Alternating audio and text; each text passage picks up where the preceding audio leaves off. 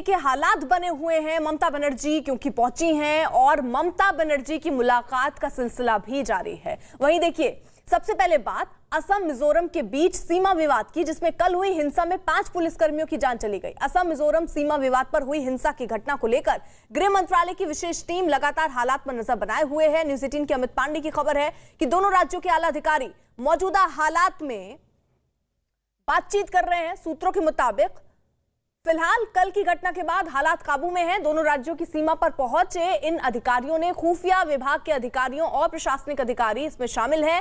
4 CRPF की टीमें दोनों राज्यों के संवेदनशील इलाकों में तैनात हैं, जबकि 6 टीमों को रिजर्व में रखा गया है। इससे जुड़े मामले में गृह मंत्रालय ने लोकसभा में लिखित जवाब भी दिया, जिसमें कहा गया कि ऐसे मामले आपसी समझ और सहयोग से ही सुलझ सकते हैं।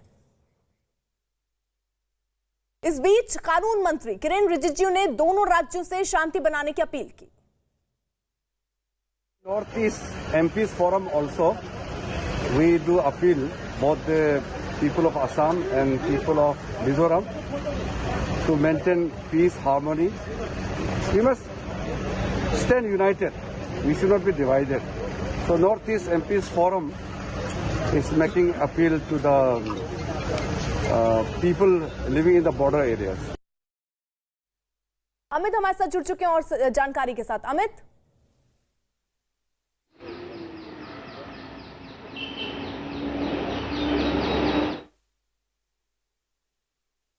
आप तक आवाज पहुंच रही है? क्या जानकारी मिल रही है? देखिए, गृह मंत्रालय बहुत ही संवेदनशील है इस पूरी की पूरी घटना को लेकर और विशेष टीम लगातार निगरानी कर रही है। कुल मिलाकर प्राथमिकता यही है कि जो लोगों का जो गुस्सा है वहां पर उसको शांत किया जाए और तमाम पुलिस के अधिकारी, खुफिया विभाग के अधिकारी, प्रशासन के अधिकारी दोनों राज्यों के मौका हालात पर पहुंच चुके हैं और कानून व्यवस्था को वहां पर रिस्टोर करना प्राथमिकता है और उसी दिशा में काम चल रहा है। कल से आज तक के बीच में जो अहम 2 डेवलपमेंट ये है कि संवेदनशील महत्वपूर्ण जगहों पर उचित फोर्स की तैनाती हो चुकी है और दूसरी चीज, लोगों अभी तक कल से और आज के मुकाबले जो है हालात पर अभी फिलहाल काबू पाया जा चुका है और नई कोई अप्रिय घटना की खबर नहीं मिली है। तो कल से आज तक में ये डेवलपमेंट है। अब वार्ता के जरिए, बातचीत के जरिए लोगों के गुस्से को शांत करने की कोशिश की जा रही है। एक इशू एक पक्ष से दूसरे पक्ष तक पहुंचाने की कोशिश भी की जा रही है। ठीक है, आप रही जरा साथ। देखिए, ताजा विवाद के बाद असम सरकार इस मामले में सुप्रीम कोर्ट जाएगी। असम के मुख्यमंत्री हेमंत बिश्व शर्मा ने मिजोरम में लगे तीनों जिलों काचर, हिलकांडी और करीमगंज में तीनों कमांडो बटालियन को तैनात करने का ऐलान किया। असम के सीएम ने कहा कि घटना की जांच भी असम सरकार कराएगी।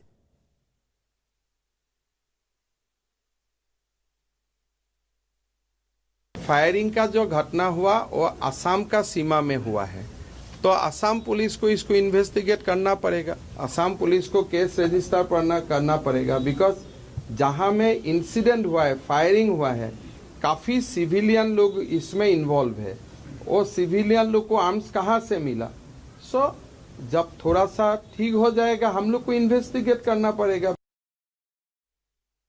इससे पहले असम और मिजोरम पुलिस के बीच कल हुई हिंसक भिड़ंत के बीच आज असम के सीएम हेमंत बिश्व शर्मा सिलचर पहुंचे हैं। मुख्यमंत्री एसएमसीएच अस्पताल में भर्ती घायलों से उन्होंने मुलाकात की, शहीद जवानों को श्रद्धांजलि दी। असम सरकार ने शहीद जवानों के परिवारों को 50-50 लाख मुआवजे देने का भी ऐलान किया है। इस मामले में असम के मंत्री परिमल शुक्ला का क्या कहना है, सुनिए जरा।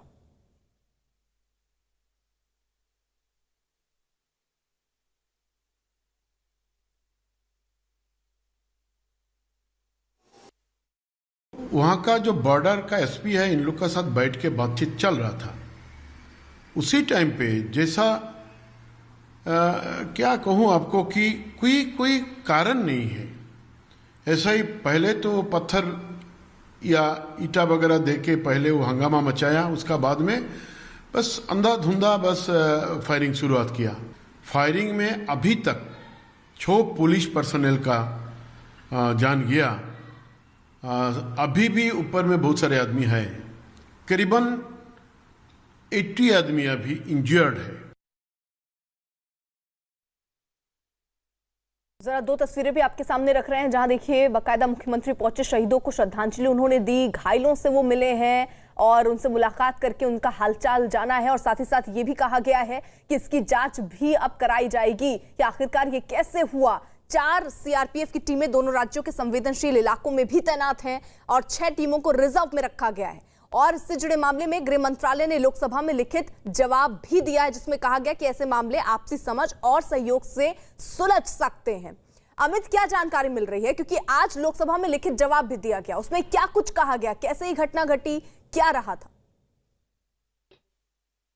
देखिए, लोकसभा में जो लिखित जवाब दिया गया वह नीतिगत जवाब था और सवाल ये पूछा गया था कि कितने राज्यों के साथ जो सीमा विवाद है, तो इसमें मिजोरम और असम के बीच की बात सामने आई। असम और अरुणाचल प्रदेश के बीच, हरियाणा और हिमाचल प्रदेश, लद्दाख और हिमाचल प्रदेश के बीच सीमा विवाद की बात सामने आई है। तो इसको लेकर भारत सरकार ने जवाब दिया है कि जो भी बॉर्डर डिस्प्यूट होते हैं एक प्रदेश से दूसरे प्रदेश के बीच, उनको सुलझाने का लगातार काम चलता रहता है और लगातार सरकार ने नीतियां बनाई हैं, कमेटियां बनाई हैं, जिसके मुताबिक दोनों प्रदेशों के नुमाइंदे आते हैं और वो अपनी अपनी बात रखते हैं। और ये भी उम्मीद सरकार ने जताई है कि जो बॉर्डर विवाद है वो जल्द ही सुलझा लिया जाएगा इन 6 प्रदेशों को। तो एक नीतिगत जवाब था।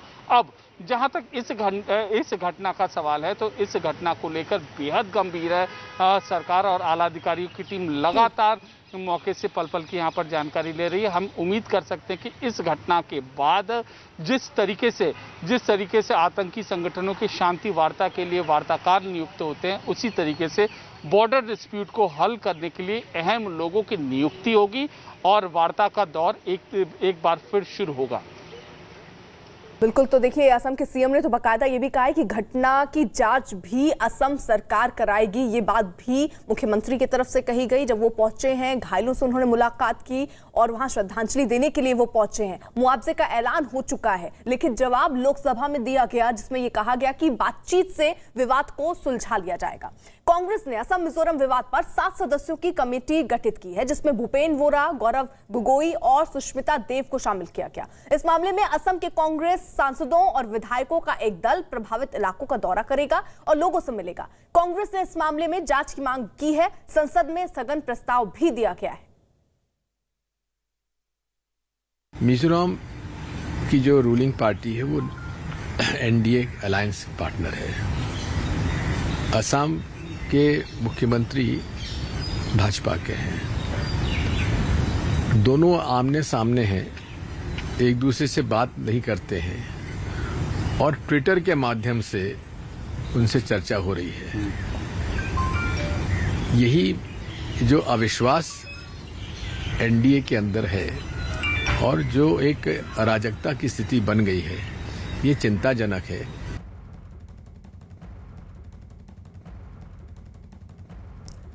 अमित हमारे साथ मौजूद है। अमित, असम के सीएम ने तो घटना की जांच की बात भी कही है और ये कहा है कि जांच जल्द ही की जाएगी। कोई घोषणा इस संदर्भ में, कुछ आदेश अभी तक दिए गए? देखिए, अभी तक तुरंत कोई आदेश नहीं है, लेकिन उम्मीद पूरी है कि कम से कम न्यायिक जांच इस पूरे के पूरे मामले में जरूर होगी, क्योंकि ऐसा पहला मामला है अर्पिता जब 5 पुलिस कर्मियों की दूसरे राज्यों की तरफ से गोली चलने से मौत हो गई है। और ये कोई आतंकी मुठभेड़ नहीं थी या फिर उपद्रव जनों की मुठभेड़ नहीं थी। ये एक राज्य से दूसरे राज्य के बीच सीमा को लेकर, ये विवाद को लेकर फायरिंग बेहद गंभीर मुद्दा है। जांच कमेटी यहाँ पर जरूर बनेगी और कम से कम न्यायिक जांच कमेटी बनेगी। अब निगाहें इस बात पर है कि कब तक ये कमेटी बनेगी, किस तरीके से सरकार और क्या क्या अन्य टीमें बनाती हैं और पूरे संकट के समाधान के लिए क्या रूपरेखा तैयार की जाती है।